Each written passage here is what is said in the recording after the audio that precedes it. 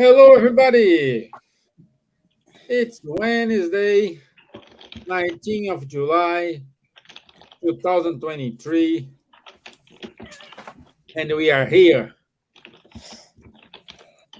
and ready to talk about time of trust.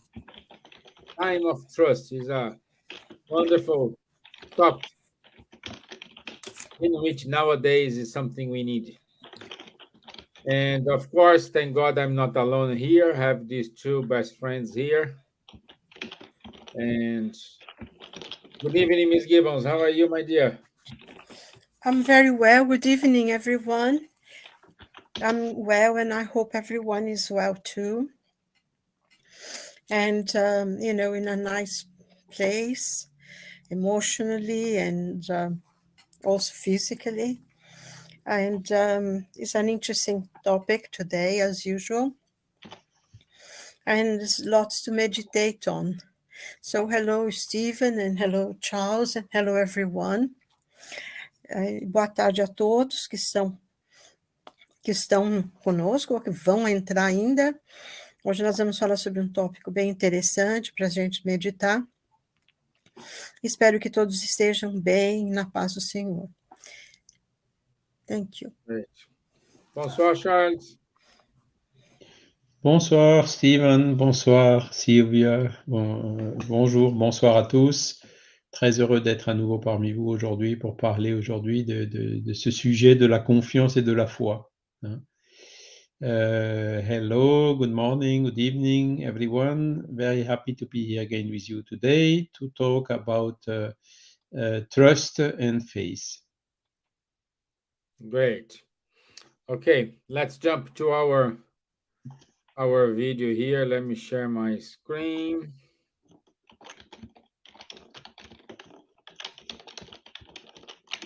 Let's see.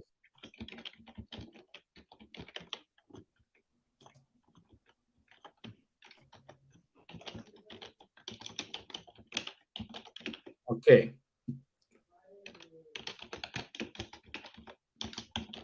Starts when we start comparing ourselves, and comparison can be very enlightening, but also can be very detrimental. When we compare ourselves to great works, yeah, perhaps we want to do better, but sometimes we compare ourselves to great works and we think that we don't do nothing, we don't have any value compared to the great works.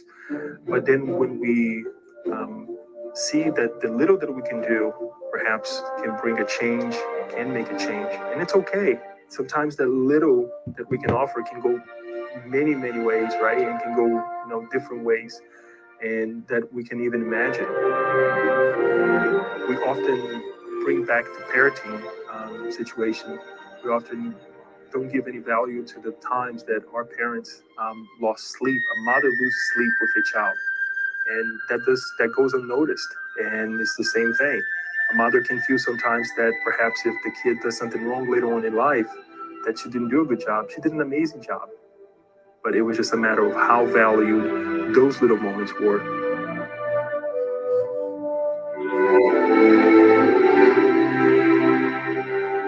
We are creations of the Creator, yet we're all destined to happiness, to be free of this illusion that we don't have any value.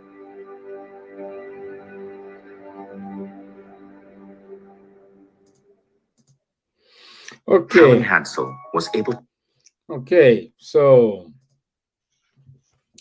time of trust.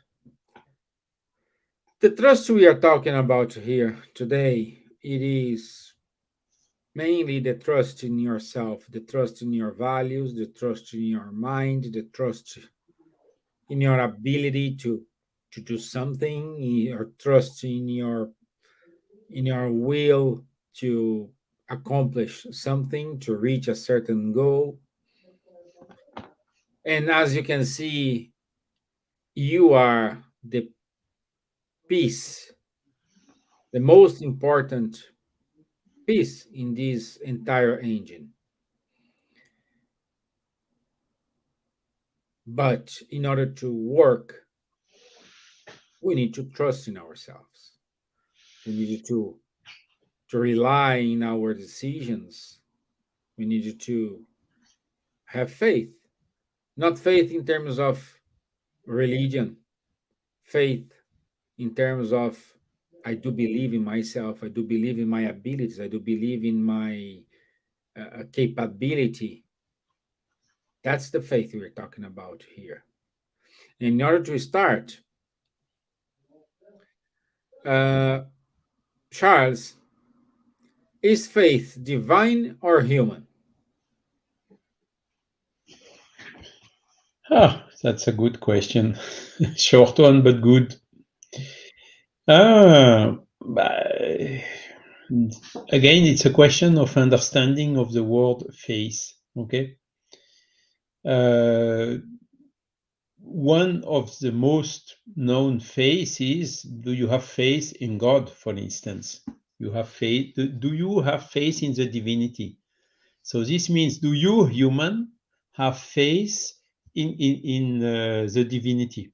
Okay, so you see by this very short remark that it is both. Huh? Divinity is in what you have faith, and the human is the one who has the faith. Because it does not make a lot of sense to ask the question like, does God have faith? This question has no meaning, basically. So we have to understand it in this way. But what is very interesting, and building on what you just told as introduction, Stevan, is in the concept of faith itself has changed over time, because we have been used during centuries, millenniums, to have or to build or to seek religious faith, which means you have faith in something that is written somewhere or that someone has told or whatever, even if you don't understand that thing. So it is the so-called blind faith. You just have faith in something, for instance, in the existence of the divinity, and in other dogmas of the religions, because it is part of the religion you adhere to. The problem is, with the time, the people are getting evolving, progressing intellectually and also morally, thanks God. And a lot of more and more people, I would say, are not satisfied anymore with this type of approach. They simply do not trust anymore in something without understanding what they trust in, and what are the motivations of the people who are asking them to trust in something. Okay. So this, it was then having more and more people asking more questions, willing to understand before believing. And since this happened with me when I was younger, educated Catholic, I did not receive the answers I was legitimately asking for. And I took naturally some distance from the religion and lost what we told, the faith in the religion. And it came back later on when I opened the first time the Spirit's Book of Allan Kardec, because there I could see the approach is completely different. Okay, the approach of the Spiritist body of knowledge is understand first, and you will believe in it later if you want to. Okay, so not asking you to believe in something blindly, but asking for you to think about, to make your mind, to use this reason and this common sense that God has given to each of us, to draw the conclusions we are capable to draw, and only then go to the faith. So it's not anymore the blind faith, it is the reasoned faith, or the faith which is based on understanding of things.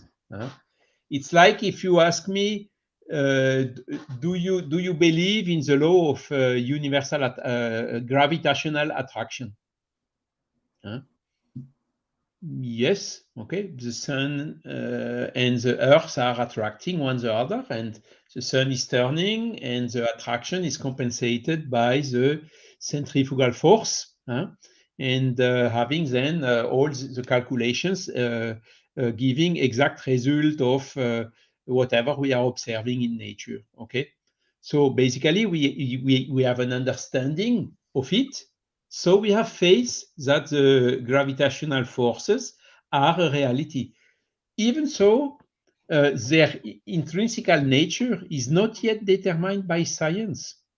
Nobody has never seen the rope or the elastic, which is between the sun and the earth, making this attraction. The gravitational forces are known quantitatively, but they are not known qualitatively. Nobody knows. There is some hypothesis like the graviton particles that no one has observed so far. Even so, we believe in it. So this means we have a kind of a faith. We understand it, so we believe in it. So this is part of the reasoned faith.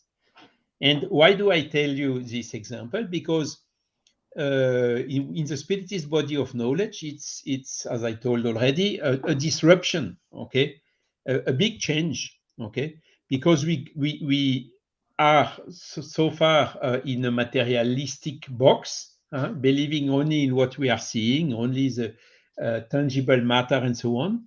And now, all of a sudden, by the reasoning, by observing some paranormal or mediumistic phenomenon or psychic phenomenons, we are seeing that there is probably, much probably, there is a convergence of proofs that there is something else than just the matter, which is basically the spirit. So a lot of people are seeing this and understanding this. Yet, do all of them make this jump from the understanding to the faith in really believing that we have a soul and that this soul is surviving? That is then another thing. I know some people who, okay, yes, I understand your arguments and so on, but I don't believe in it. You see, so this is where these people have the lack of this small trigger, the change of paradigm, the change resistance or whatever is blocking them. Lack of faith to make this jump into this disruption, into this totally new concept, which is much, much more open, explaining a lot of things, giving a much brighter view about ourselves, about the human reality. Yeah, I agreed with you, my friend. The reason of faith, we perhaps know the words, but we don't know how to work with it, how to live with it, how to apply it. Applying it on ourselves. And that is sometimes one part of this resistance. Yeah. I have the comfort, I have my habits, I have this, I have that, and I'm not ready to change. And there are lots of examples in the gospel about this. People, yes, Jesus, I admire a lot what you are doing. What shall I do now? And Jesus told to this young rich man, okay, sell everything you have and follow me. Wait Oh, a no, minute. first do what I'm teaching. Yes, I'm be good. I do charity. I do this. I do that. What shall I do more? Okay, sell everything you have and follow me. And then the young man was not ready to do it. So he did not have yet this the capability, the necessary faith to make that quantum jump. Yeah, exactly. So good evening, Marco Davis, Camila Lanzillo. Well, good evening, my friends, and now other friends. I can see we have many friends online here with us. Good. Yeah, follow that story. Let's go now to Miss Gibbons in order to believe in the faith. I think we do have a great example. My dear, Jesus, after calming the storm and calm down the frightened disciples who were on the boat during the storm. Because remember, he was sleeping. There was a huge storm, and I think it was Peter wake Jesus up and say, "Hey, we're gonna sink," you know. And Jesus said, "Where is your faith? What do you?" And after this, we do have another example when they saw Jesus walking on the waters, and Peter said, "Okay, if it's you, I go with you." So Peter starts to walk, and then he starts to sink. We are not talking about if this is happening or not happening.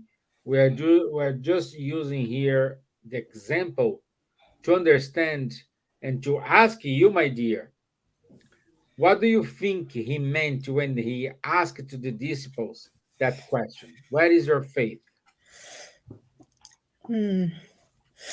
Yes, it's like Charles said, it's a very simple question with a very complex answer because there are so many ways of looking at this. Um, and, it was in the same close passage that Jesus came to them and they were in the boat. And, he went to sleep and the storm, and they were terrified to the point that they went to wake him up.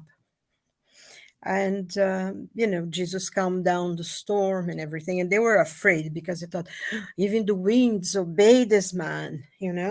Um, and he said, where is your faith? And I think this is a question that we ask ourselves in our lives. It hasn't gone to only to the disciples, because you could see it like they didn't know the person they were with, even though they were living with Jesus, walking with him, seeing the miracles one after the other.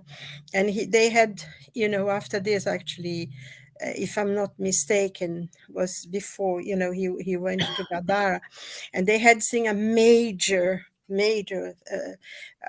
miracles that Jesus had done. And yet, they were sort of afraid. And they didn't trust themselves or what they believed in.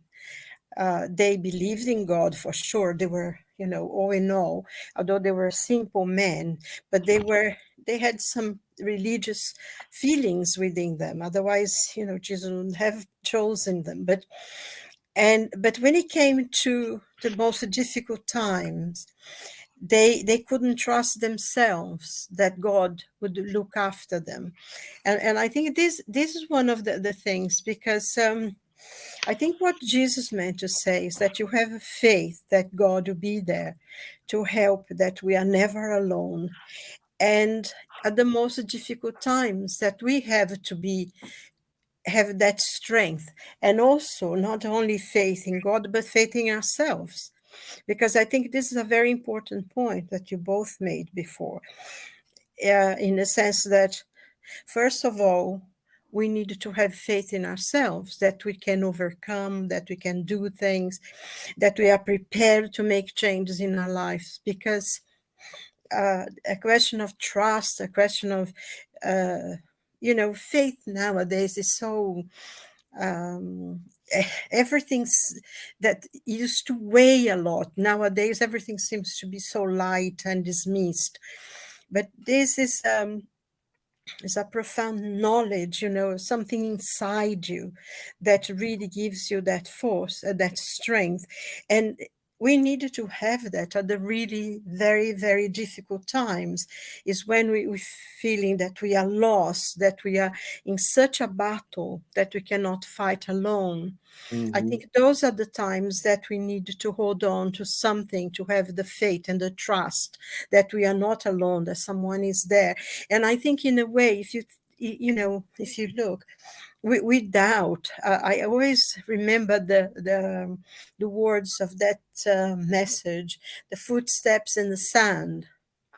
That he looks and he only sees one set of steps, And then he says, ask God, the moment that I needed you most, you were not there for me. And he said, no, I was scaring you then. Trying you.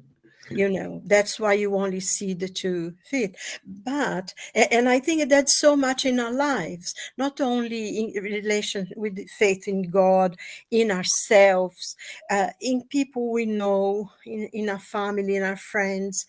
We are constantly being questioned on that. And I think, many times it's a moment of stop, because I think this passage from the gospel, this parable, well, that's not a parable, that's a passage in the gospel in which Jesus, he calmed the storm. And then he said, where is your faith? Where is your feeling that you could do something about? Because I think one of the things as well, when we start doubting ourselves that we are able to do something, we don't do anything.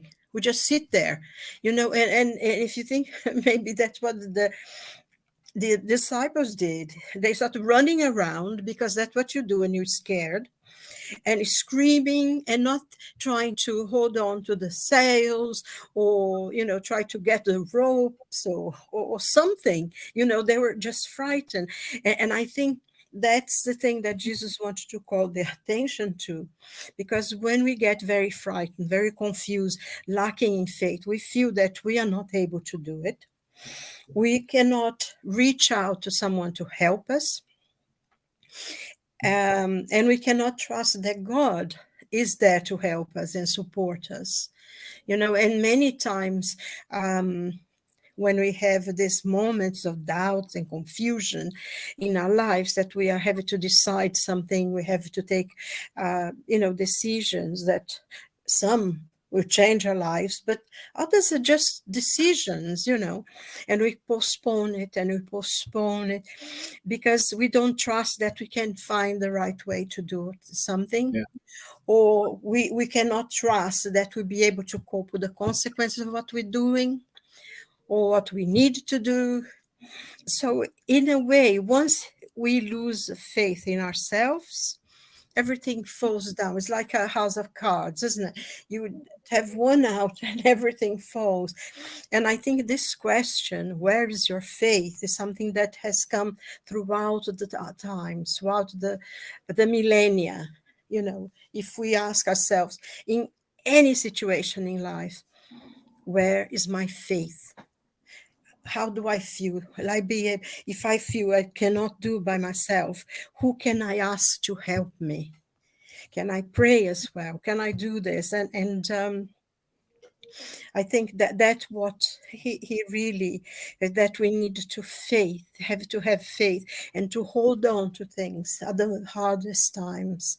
Because usually when everything is going well, we don't think about God, or we don't think about anything really.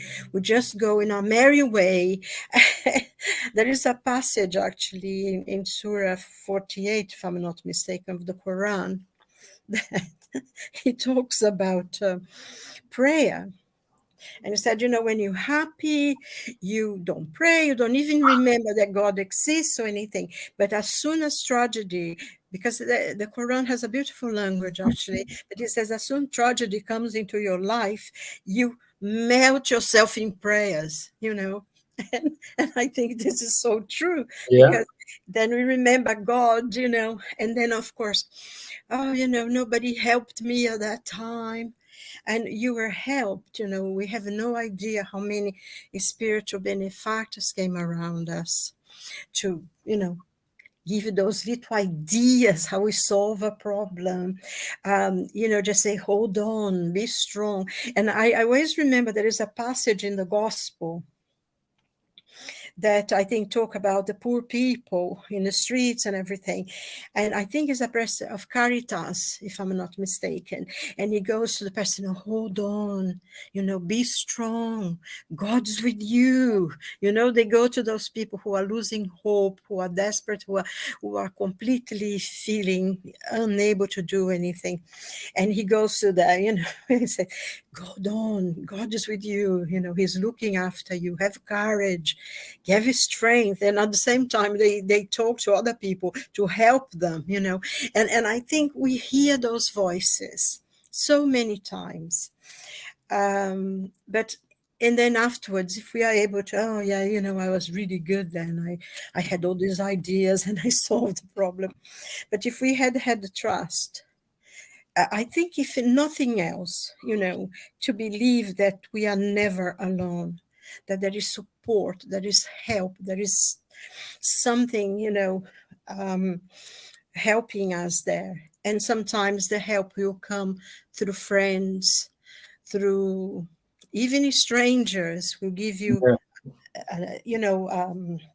will say something that will say, oh yes, that maybe is a good thing. So faith in ourselves is very, very important. And faith, and like the question you ask, Charles, faith is both human and both divine, and it's something that you cannot give, you cannot impose, you cannot, is only, you have to acquire it yourself.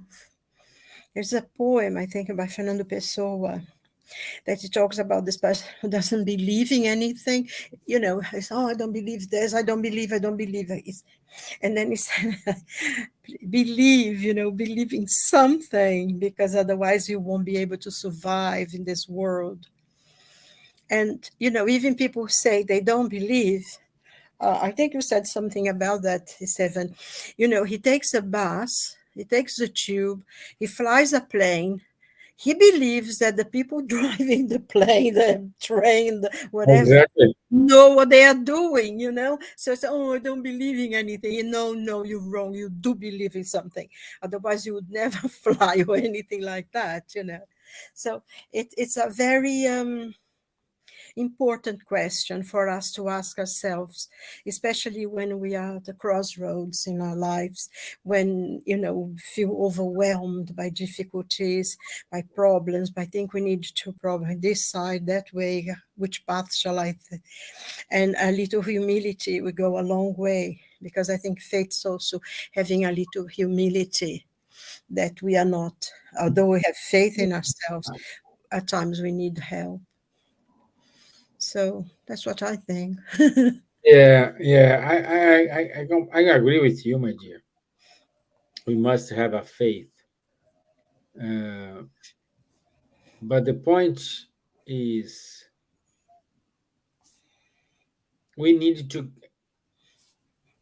The worst thing that happens to us, it is fear, because fear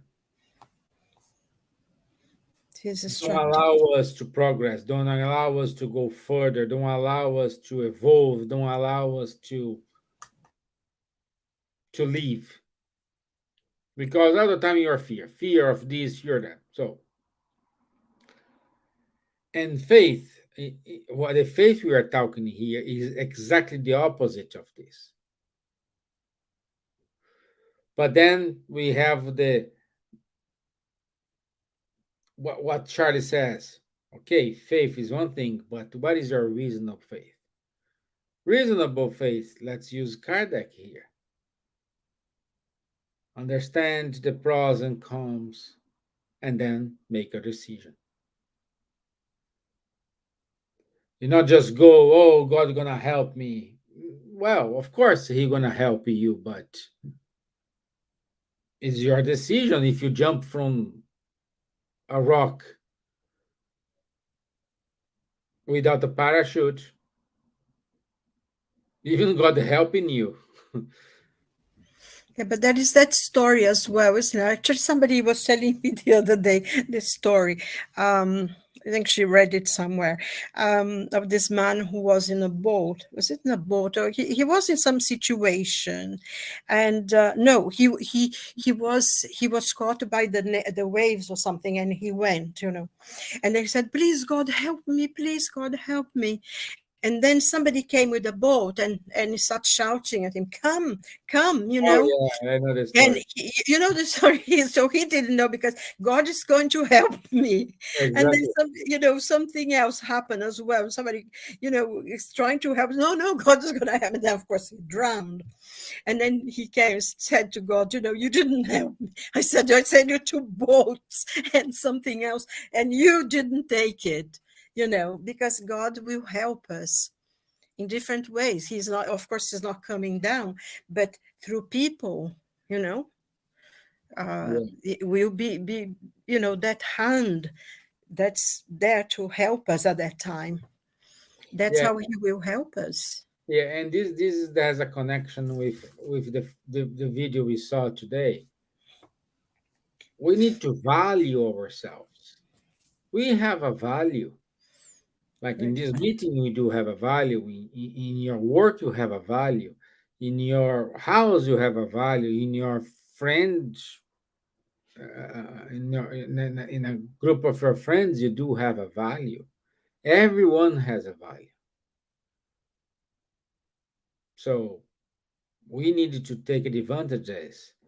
Of course, these walks side by side with selfishness. But then when we have the reasonable faith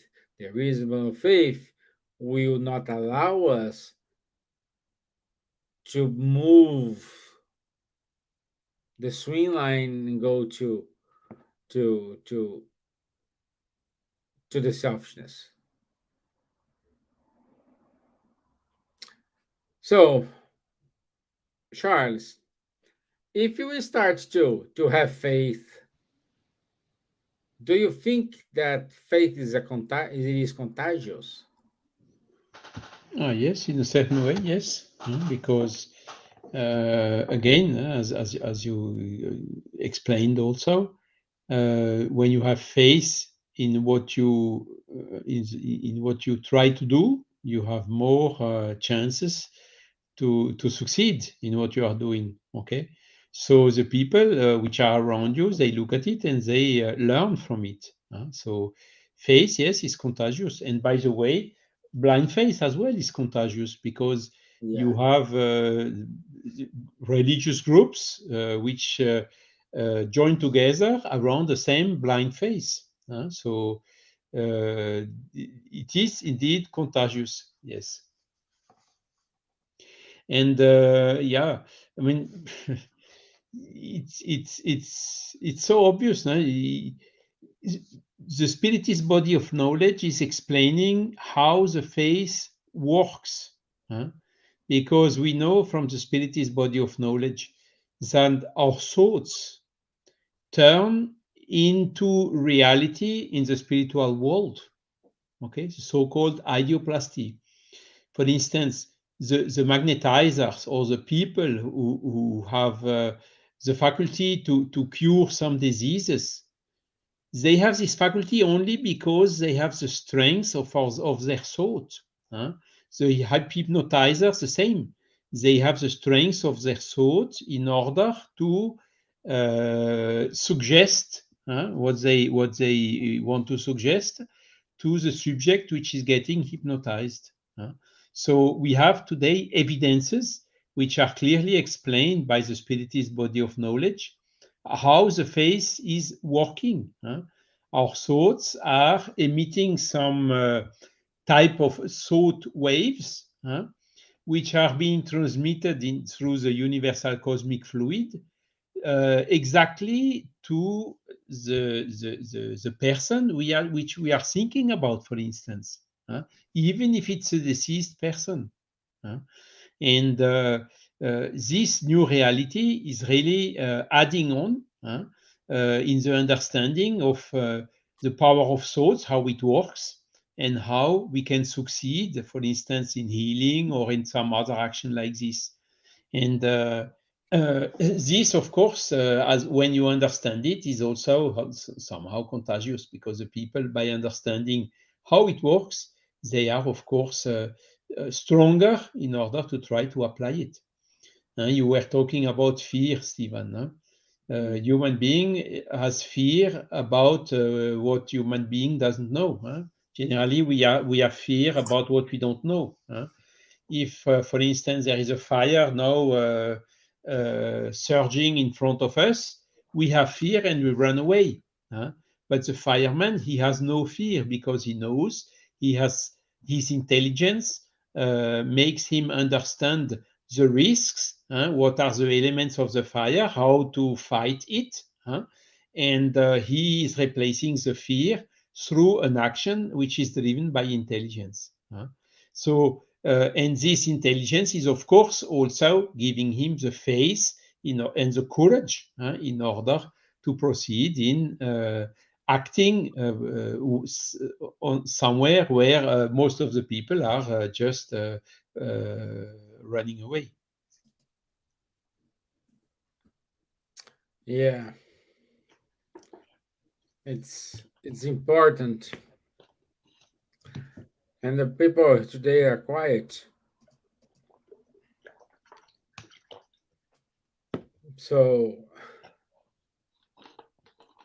is that an exercise we can do in order to work this faith?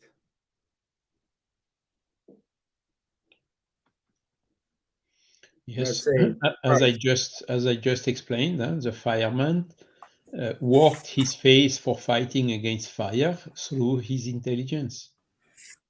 That's one way to work through it. I think the blind faith is always weak.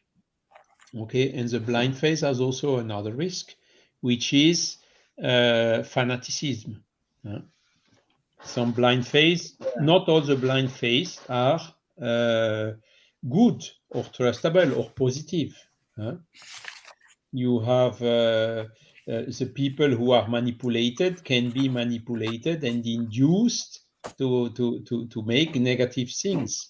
Okay, so we need to have today to use our intelligence everywhere, not only in philosophy like a spiritist body of knowledge or in religious aspects. We need to have to exercise our discernment daily, because with all these fake news and whatever which are running through the social media, the TVs and information, if we don't make the difference between what is true and what is false, if we don't apply the Socratic filter, is it true, is it good, and is it useful for the moment, we are like a dead leaf flying, turning in the wind of in fall. So it is something that we really need to have. And yes, the faith can be developed, can be acquired through intelligence, but not only. As I explained at the beginning, there is a trigger. We need a little bit something more in order sometimes to make a quantic jump. And Silvia told about it. It's humility. If we stay too rigid in what we are thinking and are a huge resistance to change, sometimes we may even understand things, but we will not follow them. So the faith needs humility in order to be strengthened, amongst others, but there may be, of course, a lot of other ways to develop the faith. yeah, And there is this famous sentence of Kardec, unshakable faith is that which can stand face to face with reason in all epochs of humanity. And this is really the sentence written on the cover page of the Gospel according to Spiritism. yeah, I agree. I agree very, very what you are saying, Charles. But for example, I like what Marco just wrote, and he said my faith, it's my responsibility. So he touched here a very good point, because we don't take responsibility from our actions. We always want something, but we We forget that the action and reaction law applies always. And instead of saying, raise the hand and say, hey, I did it, I screw up here, I did this wrong, we start to blame. So the point is how I will have faith in myself if when I make a mistake, I don't have the ability to say, oh, sorry, I screw up, apologies, it won't happen again, or help me to resolve this problem, help me to become a better person. But what we do, we don't assume that responsibility and we blame the other, we point the fingers to the other. Poor God is the one who always receives, oh, it's God's fault, it's God. No, I think like sometimes he's there saying, me? Why pointing fingers to me? So, my dear Silvia, what do you think? It's Well, how to be how to balance faith and responsibility. I think first of all is, you know, like the quotation that from Kardec that Charles just reminded us, which I always think is very, very important because, when he says unshakable faith will stand face to face, Yeah. you're not to be laughed at, will not be criticized because he will not touch you, because that's something, and I think this is part of our spiritual growth and development. It's something that we work on us, that uh, uh, we feel that, and I think, part of, we always doubt ourselves somehow, and it's very important for us to understand, because I think one of the things it says in the gospel, that we do not, to have real faith, we do not only need to see, but we need to understand it. We have to have reason, as is intelligence, rationality, because blind faith, if you have blind faith, when someone shows you the light, you think, oh yes, you're right, and they go this way, that way, that way. And someone who has real faith does not change, because they have faith in what they believe. And I think in terms of moral things and everything, and I there is always somehow within us this kind of sometimes we doubt. And I think, when Jesus said, there are some passages in the gospel that's so good, that one, Jesus said, if you have faith like a grain of mustard, you tell this mountain to move and it will move. And there is another one as well that's very really makes you think, when this man brings his son who's terrible problem, with obsession and everything. And he said, oh, I brought them to your disciples and they couldn't do anything about it. And then Jesus said, until when do I have to bear it with you? Why? All this lost generation. And then he rebuked the devil, or whatever, they call the devil, but it was the spirit. And then the disciples come to him and said, how did you do it? Because we couldn't do it. And said, because of your lack of faith. And we see this in so many things. And the question is not even faith in anything, but faith in themselves, that they knew enough to be able to help that person, and in those two or three passages, Jesus tells, and then he says, you are gods, you can do everything I do and more. So he's already telling us that is within us, we have the strength, but I think we need to cultivate it within ourselves, because, as it's mentioned before, faith cannot be imposed, faith cannot be forced on someone, but people who have real faith, you feel it. There's something, they have some kind of strength, inner strength, and some kind of joy that is contagious. You feel it. And I have met in my life two people who were like that. My grandfather was, he didn't like anything to do with religion. I must say, he didn't like anything to do with religion. But I have never met someone who had this a stronger faith in God and in what is good than my grandfather did. He didn't go to church or anything, but he had that. And I think another person who felt that you felt safe around her was my mother. She had faith.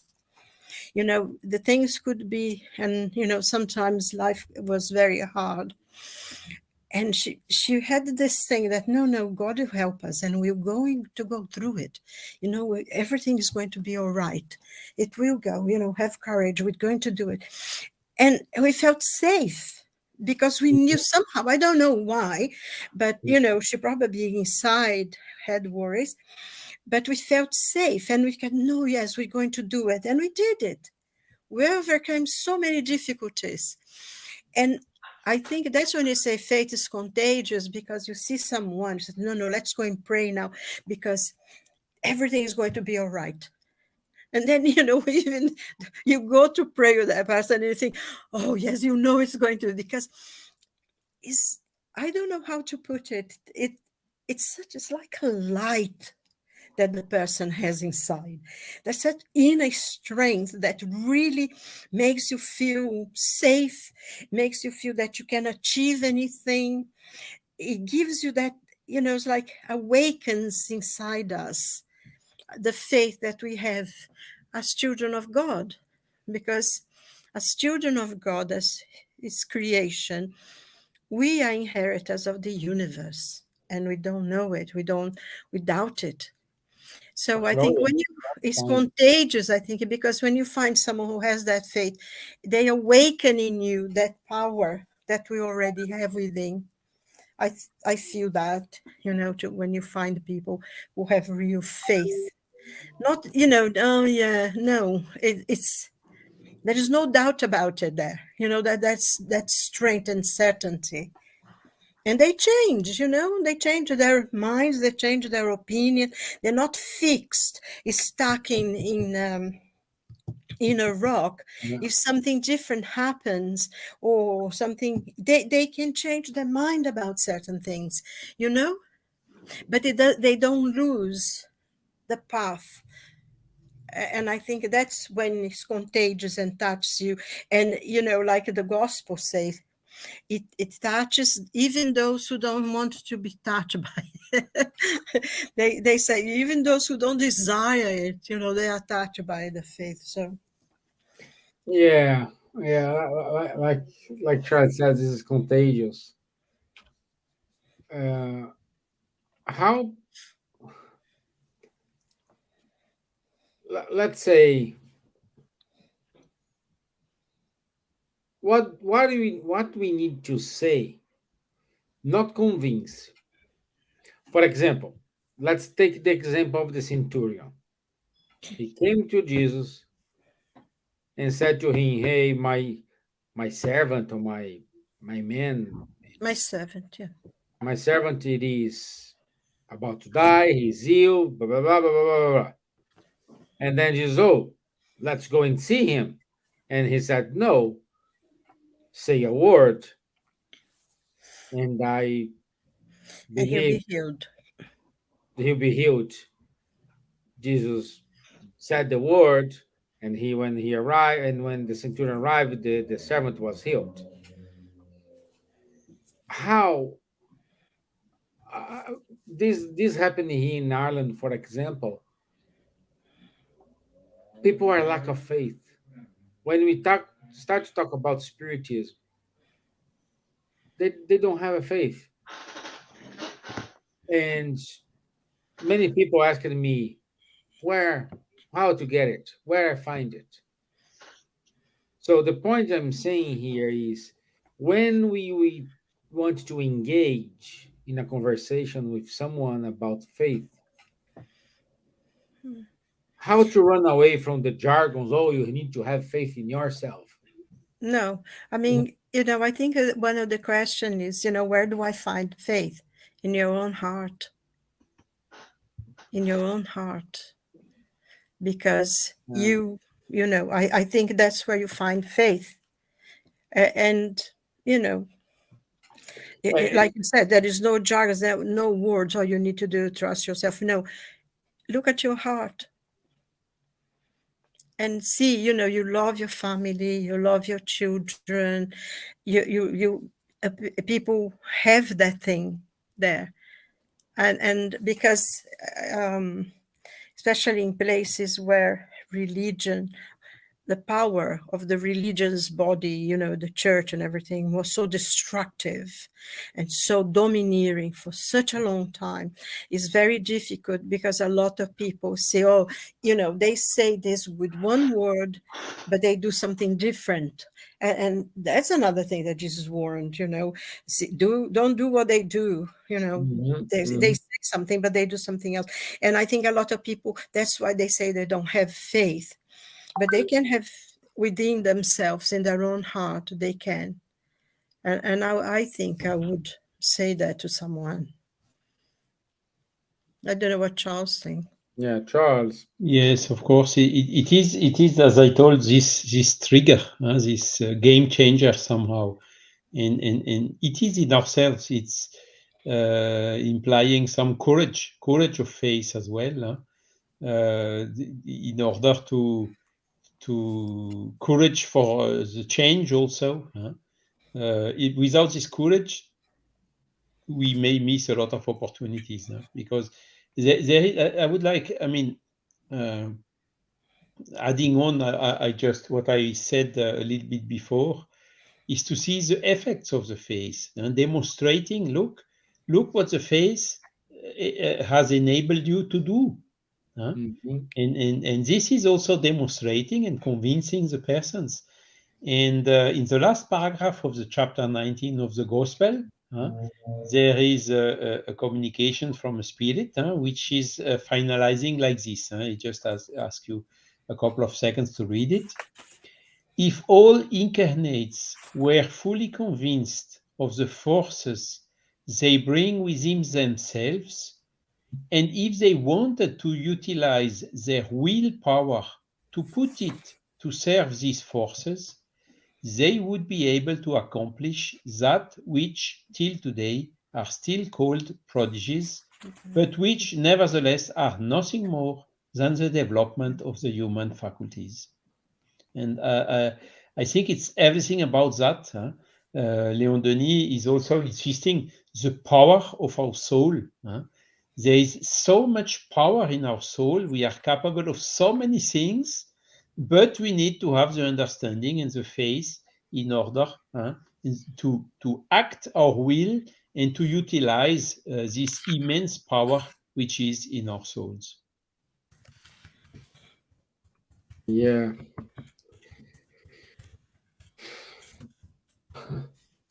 We needed to. This show us how small, how long is our pathway to evolve. But we are there. We achieve. I will But get there. it's so interesting, this thing about faith and beliefs and things. There's a program that I watch. They're doing some scientific studies in this ranch in the north of America, where a lot of stuff happens, and they are working with cutting edge technology. I mean, cutting edge technology is amazing, but they were not going anywhere. So they called this rabbi, and he has this ancient prayer that he was singing the prayer, and all the stuff start happening, and they actually could see their instruments change that had happened, like the temperature in this place went from, I think, 30 to 10, felt like 30 degrees, 20, 30 degrees. And they could read this in the instrument as this prayer was happening. So there was something there that was being affected by the prayer. And I find it is fascinating because, you have this very hardcore scientists working on this. They don't talk about God or anything, but it's, we can't do anything with the technology. Let's see if something happens. And it actually did happen. There were things that were actually being able to be measured in their electronic equipment, changes in temperature and movements and stuff. So I think, one of these things as well, that people eventually will be, if they need to, I don't think you need to convince anyone of faith, but some things like this will, make people think, that when you kind of can't do it scientifically, you can always pray.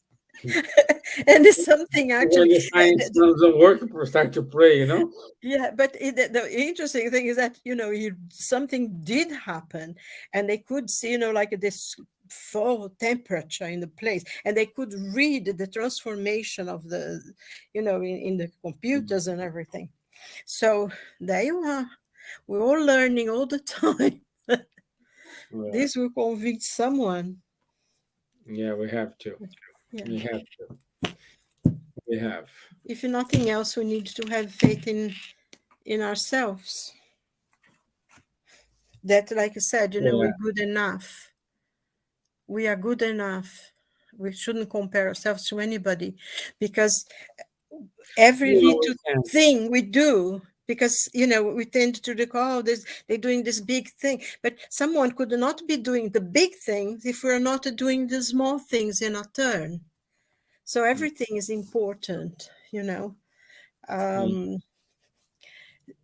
St. David, the patron saint of Wales, said to do the small things. St. David? Yeah, the patron saint of Wales, he used to say, do the small things.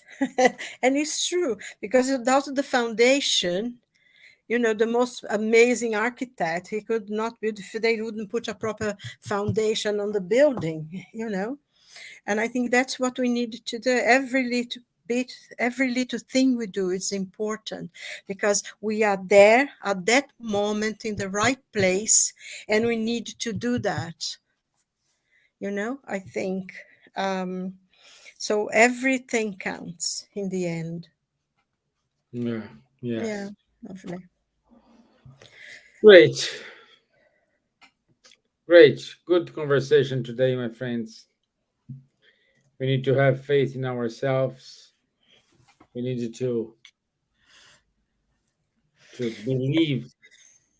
But the thing in the Civil War, with Cromwell, he said, have faith in God and keep your powder dry, because you need to help God as well, Exactly. I like that. Well, no, it's true. He used to tell, have faith in God and keep your powder dry. Yeah. Otherwise, you cannot shoot. Yeah. Great. Okay. So, do you want to add anything else, Charles, or can I go to the announcements? Yes, please. Go. Yeah. Okay. Let me go to the announcements. So this is here. Okay. So next week, 26th of July, the man in the ward. The man in the ward. So what's our value here? What's our role here? What else?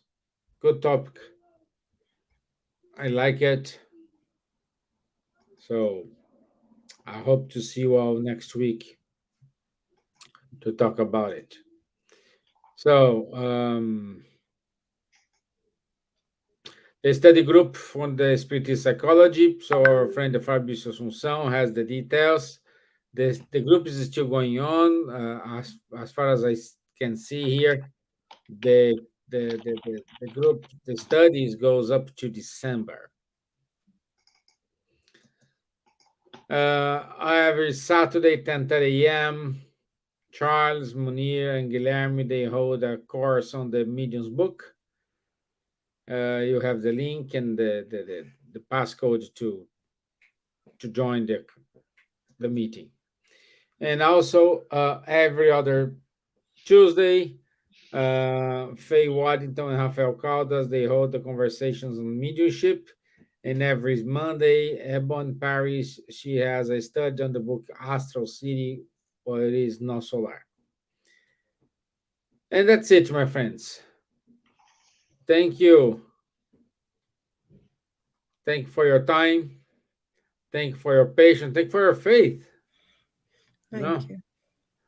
Thank you for being here with me, my friends, and I'll see For your you trust. all next Wednesday. Yes, have a good week, everyone. God All bless. the best.